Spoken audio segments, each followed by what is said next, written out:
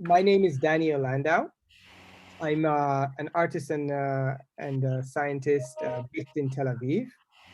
Actually, I do wear, in a way, three hats, which is, again, coming from the media arts, working as an empirical researcher at the IDC, which is a university here in Israel.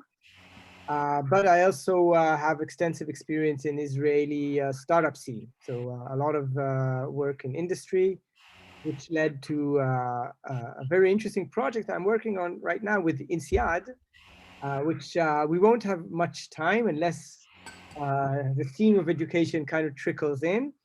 But I will definitely start with talking about my work in virtual embodiment and seeing how it impacts the self-other binary. So um, without further ado, I will start kind of framing my talk with a bit of an overview of what I'm going to be talking about. So again, as a scientist and artist, and kind of relating to the theme of sci art, I will be kind of placing some thoughts about what does that mean in general. I mean, there's a lot of good intentions there, and I think before diving into my thinking and the projects, both the artistic ones and the empirical ones, it's important to set the ground, in terms of my vision, what that actually means. I'll then kind of before reaching the holy grail of virtual embodiment, we'll talk about what does it mean to have a body, what does it mean to be a self. Of course, virtual embodiment, which I'm going to explain later on what it actually is, it really challenges issues or questions of identity. So first of all, and understanding what is identity, what is selfhood is important. And next, I'm going to be talking about this kind of complex relationship between technology and self, with kind of an historical overview, very briefly. And then finally, of course, the holy grail of virtual reality, in my opinion, is virtual embodiment. And lastly, I'll be going over 4 projects, some of my art and science experiments and studies and publications. I do propose, or I want to give permission to ask questions, if possible. I'm going to have my chat open here. Normally in conferences, that's a good way to have an interactive experience. And yeah, just kind of taking advantage of this medium might be interesting. So again, feel free, Susan, Joanna, anyone there, please feel free to jump in. So what does the field of artistic research or sci art actually means? And I think in a way, there's at best a lot of good intentions when science and art meet, but unfortunately, in a lot of cases, there's a major danger in this meeting point, and I think the danger is obviously instead of joining forces of the forte of each field, actually, resulting maybe in shallow science and not that interesting art. And I think I want to start the discussion about what it means for me, with a few questions. And first of all, I would say that, when you talk about science, it's so broad. When you talk about art, it's so broad. Of course, you have, traditional art, you have contemporary art, you have media art, you have performance art. All of these are very, very difficult to put under one kind of umbrella.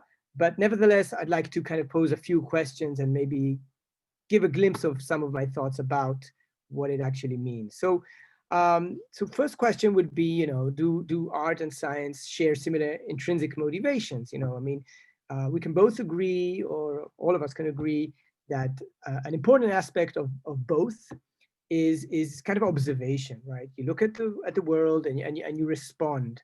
And but I think in general, the sciences really try to kind of unlock mechanisms, try to isolate phenomena to get into kind of essence. And hello to Piatika, my colleague from Aalto. And art motivation, you know, it's almost like impossible to try to define that, because, you know, every artist has his own subjective personal universe that he creates. But in general, and again, forgive me for this reductionist, perhaps reductionist perspective, you know, art has the same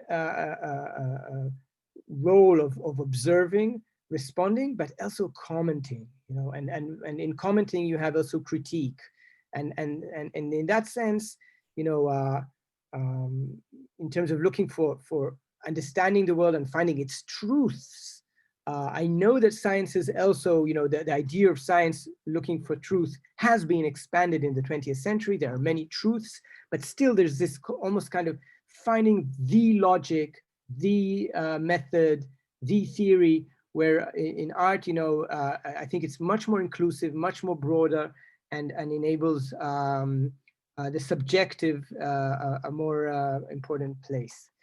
A next question that might arise is, can science be poetic? Can art be empirical? And I think this really kind of follows the point of qualitative and quantitative way of measuring and observing and kind of articulating observations. And I think, first of all, I definitely have to give credit to intellectual poesis. So like thinkings can be very, thought and theory can be very poetic. I'm talking beyond artifacts. You know, there's many medical and kind of micro biologists that produce very beautiful artifacts, but I'm talking beyond that, more about the aesthetics, the kind of the philosophical side of how things appear. So I definitely think that in that process, and definitely when we're talking about conceptual art, why can't science and its concepts and theories have the same kind of value as art? Again, in the sense of its poetics and aesthetics. And regarding art being empirical, I think I will answer that when I reach my projects, which definitely there was a process where I was seduced into doing empirical work. I'll just give one little hint in terms of what's the value for an artist to do empirical work. And that hint is more about the moment where I entered an empirical lab. It was an amazing process where I felt that I'm not only generating information, generating kind of experiences, I also gather back responses.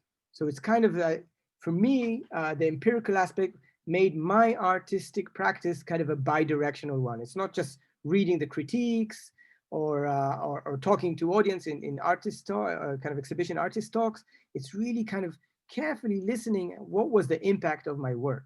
So can art be empirical? Should art be empirical? It is very expanding, I think, for artistic practice. A very important question: what type of knowledge does artistic research produce? So I would definitely say that we're realizing that knowledge is not just, you know, the Cartesian brain, isolated brain producing, you know, intellectual knowledge. I think since Merleau-Ponty and far beyond that, you know, there's different sources of knowledge, different ways to produce knowledge. Again, even talking about the cognitive sciences and the embodied cognition, I think we're realizing that the intellectual aspect of knowledge is not the only one possible, and there's a lot of value of bringing different types of and modalities for knowledge. And I think artists and their practice is a fantastic experimental ground that creating experiences can result in transformation and understanding and what one would broadly say knowledge. So definitely seeing the alternative to the mainstream scientific, liberal, capitalistic way of how things done, what's rationality, what's considered, authority. I think this is opening up in this sci art kind of new or the emerging field, and definitely broadening what can considered knowledge. And lastly, I think this is a very important question that appears in my work, the societal role. So what is the motivation for an artist? What does he consider his role? Again, artists ask this, I think, very frequently, trying to understand what we do in the context of society. I think a lot of science for good appears and can match a lot of activist work done in the artistic field. But I think if I may kind of lean towards one of the more subversive roles of art, of being more critical, breaking down barriers. I think art has some kind of lead that sciences can actually follow. But again, the art for art, science for art is definitely replaced nowadays with a lot of more applicable aspects in universities, wanting for the research to be applicable, to be socially proactive, environmentally proactive, or benefiting. And I think the arts are there as well. So these questions are kind of the base. And I would just share that in my perspective,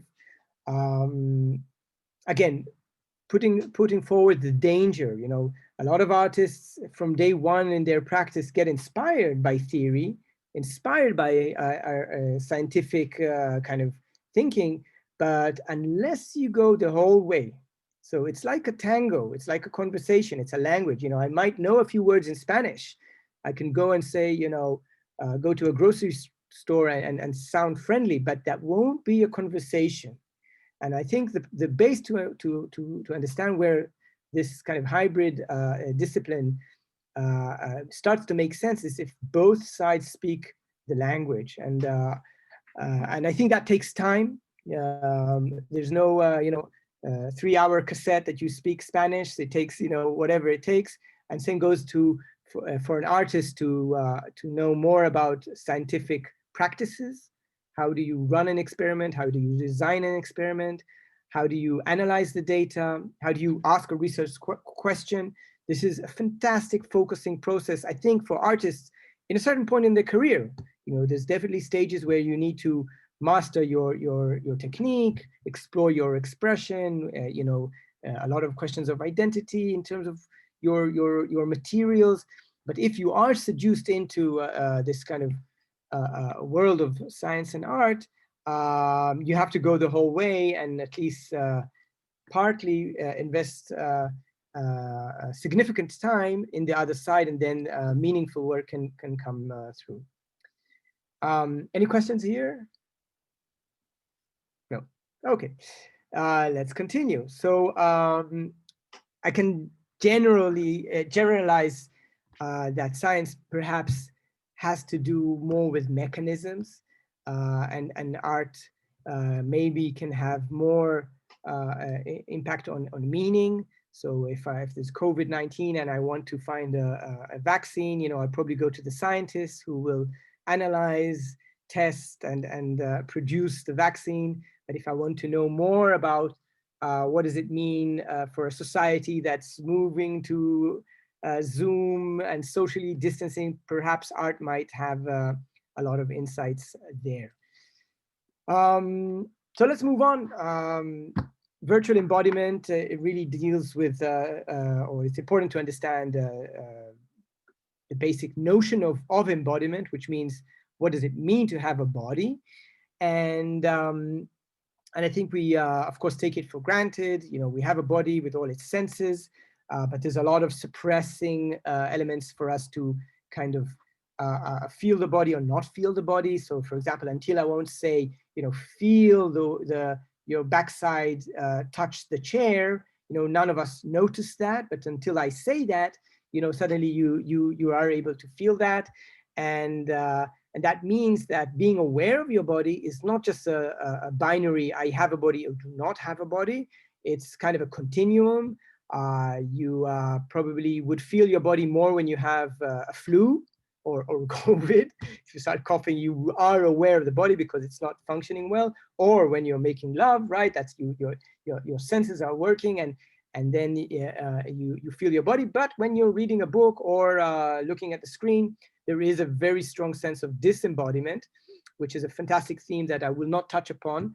So having a body is a continuum. It's not a 0-1 thing. But just to break it down a bit to the mechanism. So there's three main aspects that define a body, that having a body and knowing that body is mine. One is knowing where it is. So that's what we call self-location. The ability to actually assess, and that's the proprioception system, that you know where the body parts are. There's a little trick that you can try at home. Whenever you are in bed, lay down in bed, put your hand next to your body, don't move it for 5 minutes. Now, obviously, you would remember that the hand is there. Of course, it helps to close your eyes just to help this illusion. But if you try to assess how many centimeters away it is from your leg, it will be very difficult. So without the feedback loop of moving your hand, having the nerves and the muscles give signals in this feedback process, you will not know where your body is, but that's a capability. So that's self-location. The second one is agency. Obviously, this body, I recognize it, I know where it is, but I can also give it a command to move. So that's a very important aspect of having a body, is telling it what to do. There's all kind of pathologies that that is broken, actually both self-location and agency. And also the third one, which is body ownership, the sense that the body is mine. It's a sense. It's something that, again, when you analyze the pathology, with the pathologies where it's a realization and where you could see your hand. I mean, there's all kind of variations. You can see your hand, you can move it, but you just don't feel that it's yours. And sometimes patients even try to mutilate it or remove it. It's a very serious condition. So these are the three elements define, that we have a body. And that leads us to the juicy question of being a self. What do we know about selfhood, the first-person perspective experience? And when I set out to explore this, you go out and you see that there's dozens and dozens of definitions what a self means. There's a social self, the embodied self, the metacognitive self. There's all these types of selves, and definitely no consensus. Of course, it goes from the range that self does not exist at all. It's an illusion that comes from Zen Buddhism and some branches of even psychology. But I would like to touch upon three of them, which is the minimal self. Let's see, where somewhere around here. I can't point out, but the minimal self is the very basic sense of having a body. So previous slide, if you have these three parameters, knowing where your body is, being able to tell it what to do, and having the feeling that it's yours, it's kind of psychology, pre-memory, pre-everything. It's the minimal self. A researcher from Denmark named Dan Zahavi, he really kind of explores the minimal self. He says you can even be in lockdown condition, like not being able to even have two of the conditions of moving and knowing where your body is, you can still have a minimal self. Where is it in the brain? What does it actually mean? He's a philosopher, by the way. Is a good question, but it's really the lowest level of selfhood. Then the metacognitive self is again the awareness that there is a body. I think that's a higher level, which leads to the third one, which is the narrative self, which is me, my story, my memories, everything that I build upon who I want to be and who I am. And above that is a very interesting one, which will be a very important part of my my motivation in exploring self and other is a social self. Okay, so the social self is me part of a group, and the group defining me, who I am. So this kind of, again, continuum really leads to the kind of interesting part technology plays in this continuum, or this evolving way of understanding who we are as a being of as a self. So my claim is that until we actually had our first reflection, and the first reflection, you know, we can go back to the mythology of Narcissus, who you were was only based on a social interaction, okay? You had no awareness of how you actually looked. Of course, you might have gone to this same type of pond, no wind, so the water is still, you might be able to look into the water and have a reflection of who you are. Maybe, and this is something very interesting that I'll illustrate in Hebrew, is when you look into someone's eye, you might actually see your own reflection. And the interesting thing there is, like, if I see here Pia, and I would say, Pia, I love you, okay? In Hebrew, you would say this, you find the beauty in my eyes, okay? At motzet chen be'enai, if there's any Hebrew speaker. So it's a very cyclical way of saying, you know, I like you, you find my beauty, you find the beauty in my eyes, okay? So maybe this reflection is almost like kind of meant to be. It's almost deterministic that humans and reflections we're going to have this relationship, but of course it leads to a very exciting relationship between, you know, the invention of reflecting objects, you know, in ancient Egypt, and then the glass mirror, which led, you know, to new type of ways of reproducing your image. So first of all, the mirror itself, but then of course self-portraits was a new thing, you know, and that's definitely technology, you know, being able to produce that glass, to have that reflective coating on the other side, and of course leading to this artistic expression. Jumping really forward to photography. So, you know, of course, what photography did for painting, but actually capturing who you are. And this later on, of course, becoming what selfies and social media brings into designing yourself. Okay, so you and your device and your social network and your social profile is where how I want to appear, which goes back to how waking up in the morning and choosing my shirt or necklace or hairstyle. But there is kind of a higher degree of scale, and of course publishing it to tens or hundreds of people really impacts, you know, your self-esteem, your body esteem. So all these aspects that the way you think others perceive you, which is a very important part of constructing who you think you are.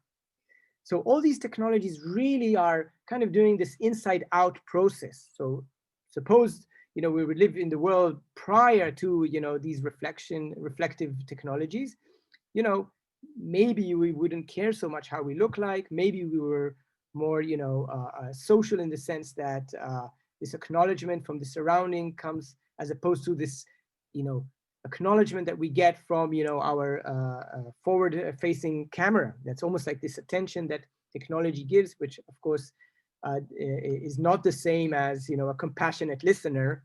Our social network profiles will never be as sophisticated and reassuring as a human being listening to us. So this evolution is definitely interesting. And of course, the question, where does this put VR? What is the next step with this evolving relationship with technology and how it shapes this construct of self? I will be talking about that in my last artistic project, another kind of teaser where you get to meet yourself in virtual reality. So we'll reach that later on. Any questions? Good, I'll move on. Virtual embodiment. No questions, but I'm very happy that that you chose from the selves also the narrative self of those many selves. Yeah, so, yeah, I think it's a very powerful one. The stories we construct about ourselves, about our in-group and out-group. So it's the private narratives, there's the social narratives. For me, just because you mentioned that, I don't use in my practice storytelling, but in my political views, and which I'm not going to be talking too much today, but the power of narratives and their abuse by political forces is so dramatic, including how it impacts, who I think I am. I am a Democrat. I am, or whatever you want. Yeah, these are narratives, and narratives are so powerful, and definitely a major aspect that constructs, a kind of a mechanism constructing selves. Okay, so let's go into the again, what I believe is one of the most exciting applications in virtual reality, which is virtual embodiment. So for those who are not familiar with this application, but I do assume that a lot of the people here are aware, know a bit about what VR actually brings, and that's the sense of presence when you simulate a surrounding, and there's the motor-sensory contingency, so the way you experience the world moving and seeing. You get this illusion of being somewhere else. And when you're somewhere else, again, normally we are not that aware, until I don't say, that you see in your peripheral vision your body from third person perspective. You were not aware of that, and now maybe you will be kind of realizing, oh, I do see my hands kind of from outside. So we do live kind of a third person perspective and a first person perspective at the same time. But in regular VR, you enter that space and the body is missing. So it's not a big deal. There's fantastic art, science, entertainment projects using virtual reality without virtual embodiment. But virtual embodiment is this application where you go into a virtual environment and you look down and you see a body. Now, obviously, since it's synthetically or in kind of digitally reproduced, it can be also a different body where this brings things to become more interesting. So there's various ways to create that, but just to kind of put in perspective what this means in terms of the selves, I really want to summarize this phase where not only we have all these types of selves and contradicting sometimes, between it being an illusion to being a very powerful entity, between being private, between it being social, between it being a physical and being more metacognitive. I would definitely say that when you look into virtual embodiment, the self can definitely be defined as many processes and many models, and this liquid self, and again, when you think about the minimal self, which Dan Zahavi claims, and when I met him, we had this argument. I said, listen, you basically argued that the most stable aspect of who we are is our body. It's stable, it's there for years, it changes very gradually. And I say, okay, with virtual embodiment, that aspect of who we are has become also kind of a process. It could become subjected to different models, and it's liquid, it's not stable. So let's have a look at different techniques of virtual embodiment. And of course, first of all, to mention its origin. And its origin really starts with a very famous rubber hand illusion. I presume a few of you know of this illusion. Normally when there's an audience, I ask to raise the hand, but I'll quickly go over this. A very classic experiment in the late 1990s, where a subject placed his real hand outside of his sight and had a very visible rubber hand, wouldn't even have to be photorealistic or physical realistic. And what would happen if you look at the slide on the right, an experimenter would tap the real hand at the same time and the same pace and the same sequence on the rubber hand. So the subject would look at the rubber hand, would see someone stroking it, but actually feeling that stroke on his physical hand. Now remember that after a few minutes, you lose your sense of self-location if you don't move your hands. So you actually do not know where your hand is. And it really, the groundbreaking result of this experiment is that within 30 seconds, you attribute the rubber hand to be your own. So this really had a very strong impact on understanding how the body is modeled in the brain. And the journey from here to virtual reality was very short. Imagine that you have, I don't know if you could, did you see the video running smoothly? Because sometimes, yeah, okay. So using a motion tracking suit, you can actually track a participant's movement, and you can map them on a virtual figure. And if that virtual figure is projected to be in the same location that you are, and you might have a mirror, you might you will actually have the illusion of being that virtual body. So moving your hands, looking into the mirror, and that body could be manipulated into various types of bodies is what we call virtual embodiment, has been explored for over a decade and a half, mainly by the leading scientist and scholar Mel Slater. He has devised, designed, and ran, dozens of experiments, really writing the book of virtual embodiment. Anyone interested in that, in this field, should definitely go over his papers. I'll just mention a few. Being embodied in a dark skin, if you are a white participant, will reduce your racial biases. If you look at the lower right corner, being embodied in a body of a child will change your size estimate, so changing cognitive performances. A very funny or kind of interesting study in the upper right side, being embodied in a body of one condition of a dark-skinned, coolly dressed drumming student, as opposed to a white-skinned, officially dressed drumming student, resulted in one of them learning faster and with better groove. And I'll let you guess which one that is. And this really leads to what one would call later termed by Jeremy Bailinson from Stanford University, the Proteus effect. Okay, so the interesting thing in this understanding is that we take the attributes of the body that we are embodied in, that we think that body has. Okay, so I will say that the actual mechanism, be it the neural or psychological mechanism of virtual embodiment, is still largely unknown. But this effect has been proven.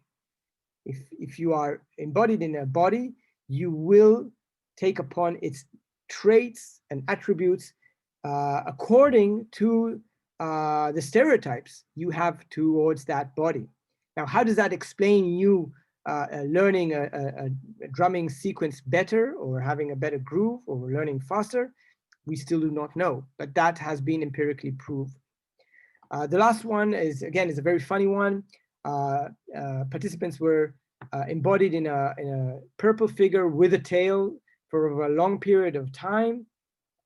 And to measure the impact of having this tail, they were at the last session asked to go through a virtual narrow corridor, and most of the participants, over 80%, really maneuvered themselves as if they had this tail. So almost like the homunculus, the map of the brain, almost like had this extension, thinking that there is this extension of your body, and that again radically changes or sheds light on how fluid the model of the brain, the model of the body is in the brain. Virtual embodiment, Mel Slater. And let's move on to where I fit into this exciting field.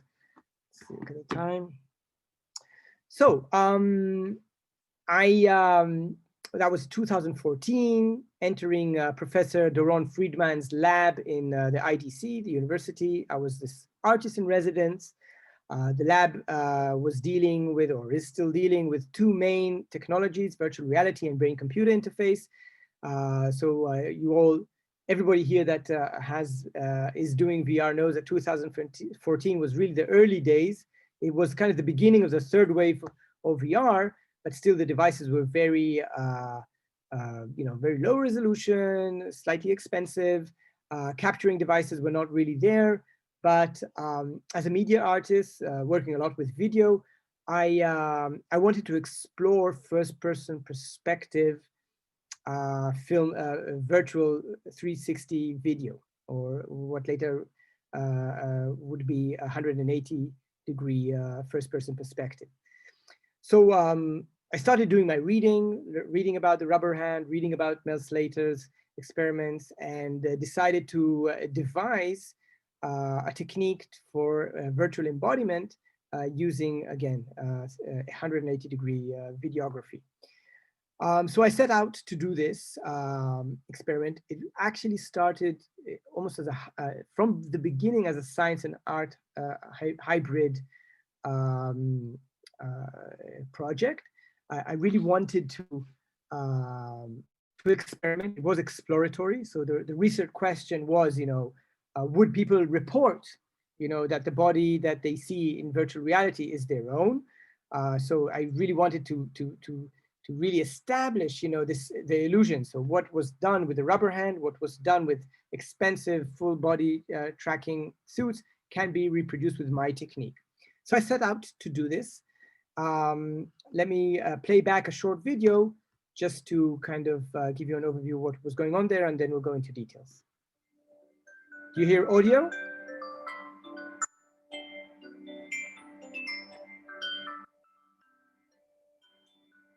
Hi, look at your hands. I'm going to tap on your fingers for about half a minute. See how this feels.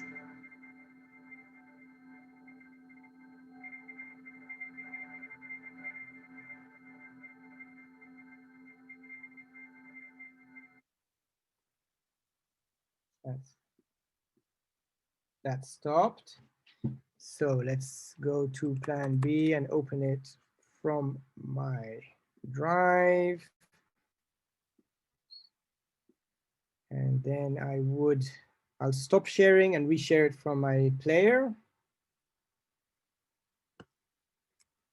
Okay, go here.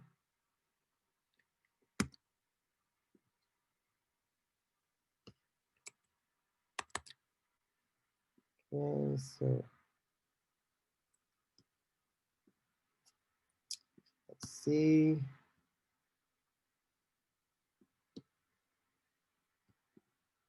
How do I stop sharing? Where is it?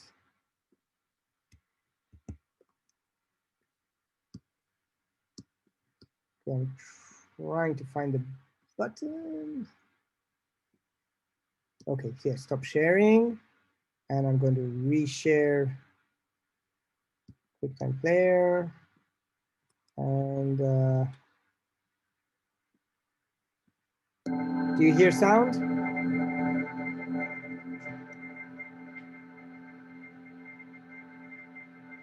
You're 7 years old. You're visiting your grandmother's home. Remember what it looks like. Playing your favorite game. This little piggy went to market. This little piggy stayed home. This little piggy had bread and butter. This little piggy had none. And this little piggy went wee, wee, wee all the way home.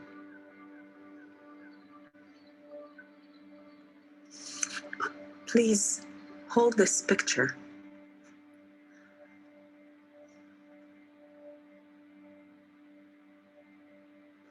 Now I would like to ask you to close your eyes.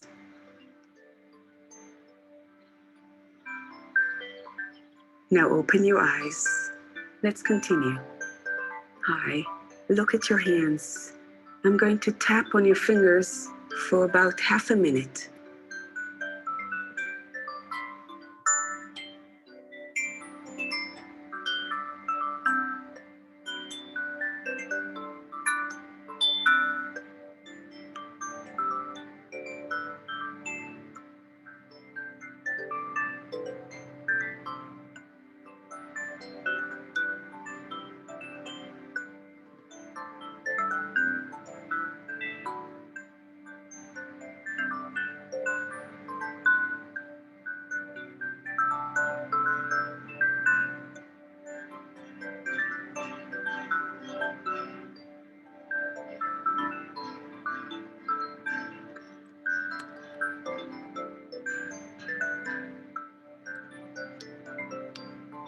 Okay, and now I'll go back to share PowerPoint.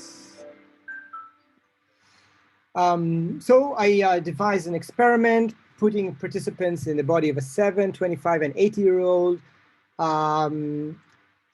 body. I actually almost built it as a narrative progression with initial research question exploring what would that impact aging anxiety. So that was the initial motivation. But definitely in terms of the technique, I tried out and I was very exploratory on one hand and very measured and precise to really be able to say, okay, this is my technique, it works. And maybe throughout kind of building the building blocks, the vocabulary, the grammar for more elaborate projects. So it had this aspect between kind of the measured scientific and the more open. And it started, of course, with the tapping sequence, which I used exactly the same tapping sequence of the rubber hand. I added a mirror. That's kind of a general protocol in virtual embodiment, that I am in a space, there's a mirror so I can see my body. Please notice that the mirror had no head. And the reason that is, or the angle of the mirror was such that you would not see the head of the participant. This was because of one of the biggest limitations of this technique, which you have no agency, okay? Since this is pre-recorded, it's really based on the fact that you put your hands on the table and you cannot move them. You can move your head, but you do not want to see that head not moving in the mirror. So, but the mirror there kind of indicates the body, the respective body of your age. I use contextual touch gestures. So after the tapping, you know, the boring tapping mechanism, I wanted to see if adding kind of, as a child playing, you know, this piggy went to a market, and the 25-year-old kind of a handshake, a business handshake, maybe a soothing or kind of comforting touch for the story of the 80-year-old. What would that be? What would be that impact? And we really asked each gesture in our questionnaires, trying to evaluate which works the most. The findings. So first of all, in terms of aging anxiety, it's definitely increased aging anxiety. People really had this sense of kind of, instead of this kind of calming effect, it was really, for most of the people, kind of quite worrying and kind of was quite shocking. So, but what I did realize is that the emotional impact was really, really powerful. Like a lot of people came out crying. We had the debriefing sessions became longer and longer because we realized that people want to talk a lot after this experience. So we knew that something there is very strong. But what we did do is have a time estimate measure and kind of, and we did discover that we replicated Mel Slater's, one of his experiments where people in younger age estimate time going slower. So this is really, according to literature, is a valid or kind of a supporting finding, which finally was what made this experiment publishable, and we've just published it a few months ago in Frontiers in Psychology. Any questions here? No. Okay, so so this was kind of my technique for producing in a very cheap or cost-effective, let's call it, a virtual embodiment. It has the advantage of being photorealistic, more than current technology, a CGI technology. This might change, you know, in coming years, but to date, it's very realistic. Your touch, you know, with the virtual suits, we cannot establish touch. Finally, even the tapping sequence proved to be very meaningful. So human touch actually has a very important aspect of making this technique very effective, with the disadvantage of not having agency, which is something that I address and managed to solve in a later experiment. Now, I see that there's 14 minutes left, so I will quickly go over the rest of the projects, but I want to reach safely to the last project, which is meeting yourself in virtual reality. So the next project is actually not a virtual embodiment project. It's a virtual reality perspective taking study. And the design here was in the context, or the study was in the context of conflict resolution. So we wanted to explore intergroup conflicts and the impact of seeing a scene from the perspective of the outgroup. What would be the impact? So we've designed a scene in the Israeli context is very part of our reality, a checkpoint interaction where soldiers, you could see the interaction from the perspective of the soldiers meeting two Palestinian villagers wanting to go to hospital.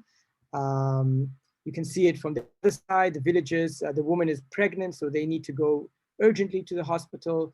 And you can see the perspective of threatening, gun pointing soldiers.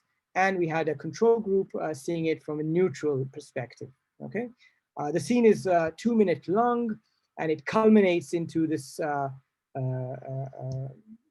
point where the Arab male, he wants to reach out to his shirt to actually show a document, and that's where, you know, the soldiers are afraid that he's going to pull a kind of a bomb, a trigger, and that's where the stimulation ends. And we ran this in a very large sample, and we really discovered that the impact of outgroup. So we actually ran this on Israeli subjects, and what we saw that for Israelis to watch this experience from the perspective of the Palestinians, so seeing the aggression of in-group, had increase in empathy towards outgroup. So that was a very meaningful, was published, and this really relates to what I believe the power of doing research with VR is a kind of an ultimate behavioral lab, is you can create, you know, this ecological valid experiment. So, you know, take the world, take a complex interaction, run them in control and repeatable environment, but these could also be interventions. I'm not saying that this can change political maps. I don't think it can change votings, but put people, a group, in an intervention, this becomes something that you can, again, empirically prove its impact.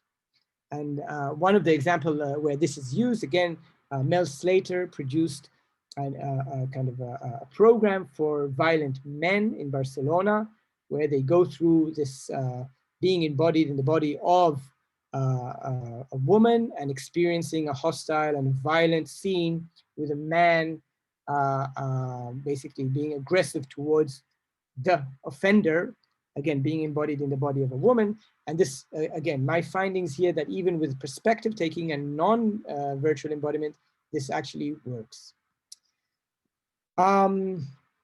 Jumping to art project. So I was invited by Israeli Museum to create a piece in a kind of group show dealing with self and other. I'll go quickly through this.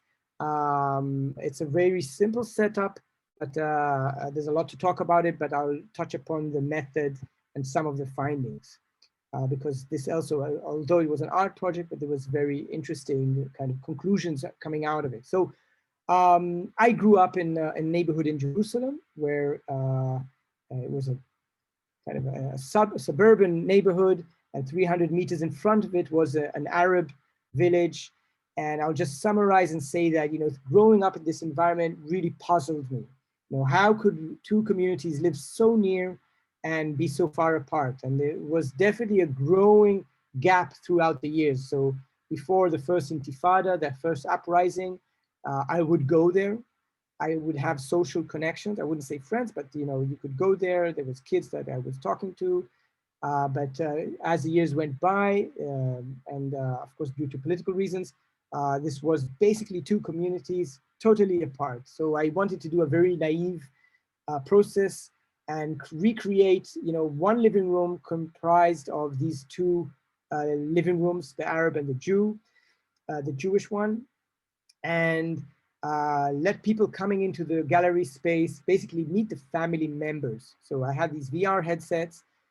This was run for a whole year. It was supposed to be also for all the families, so for kids.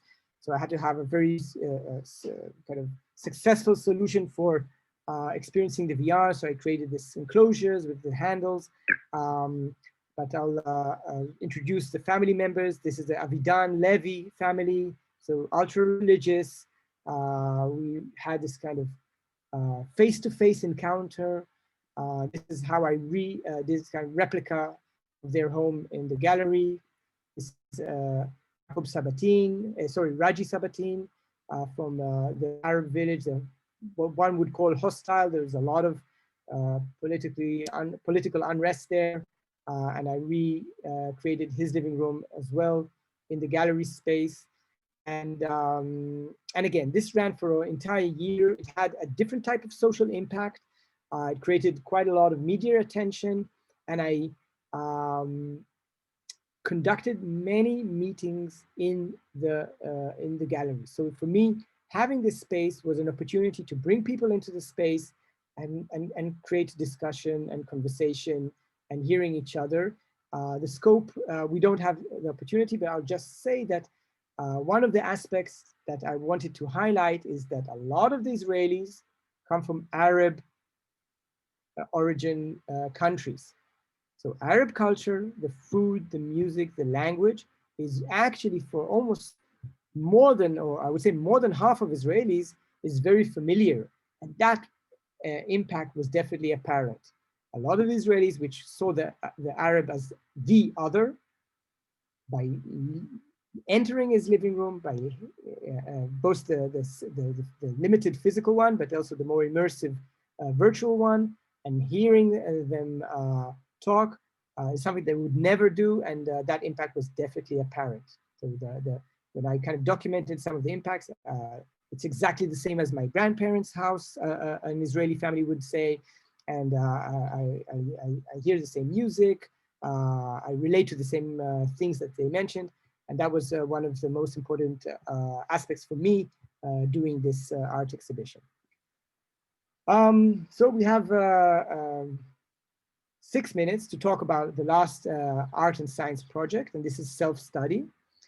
And this is really where, going back to my kind of historical overview and kind of exploring this techno-self, this new field called techno-self, of how technology impacts the construct of self, I came up with this idea: what would it be like, not only to see yourself in the mirror, to see yourself in a video, you know, a 2D video. What if you could actually be inside a room and have yourself come into that room, yourself touching your hands, looking in your eyes, and explore what that would mean for promoting, inducing, improving self-compassion. So that was my research question.